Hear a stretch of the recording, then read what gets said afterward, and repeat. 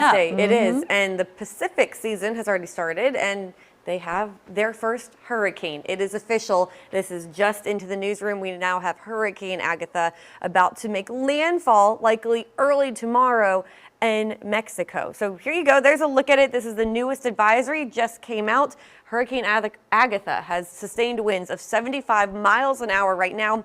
It is crawling north-northwest at 3 miles an hour, moving very slowly.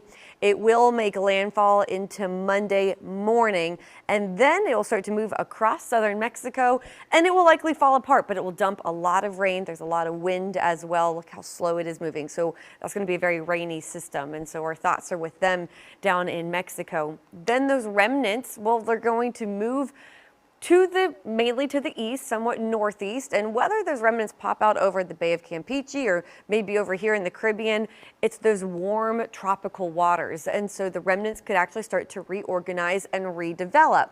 And there's a 30% chance of those remnants doing that, according to the National Hurricane Center. So over the next 5 days, there is a low chance, but a 30% chance of tropical development in the Gulf. By the way, if the remnants, if the storm, the hurricane does fall apart, and then it's the remnants that form, that would be named Alex, an Atlantic basin name. But if it somehow holds on to that tropical depression status, it would still be called Agatha, even if it moves across the Gulf then. Now, the good news is all models point to this not being a Louisiana issue. All these models have it coming across, falling apart, and then reorganizing somewhere in the Caribbean or the Gulf and heading off to the east, potentially heading towards Florida, maybe Cuba, and passing by Florida. We'll have to keep a close eye on it. In the meantime, though, for us here in Louisiana, right now, it's another warm day. Temperatures are quickly warming up through the 60s, getting into the 70s for some of you. There's an air quality alert today, again, like yesterday. So if you had some issues breathing yesterday, do be aware we are under that orange zone, that orange level of ozone yet again today, which is unhealthy for sensitive groups. If you are heading out and about today, maybe you're going to Greek Fest. Temperatures are warming up into the upper 80s, lots of sunshine. Don't forget your sunscreen. The UV index is at 10, very high today.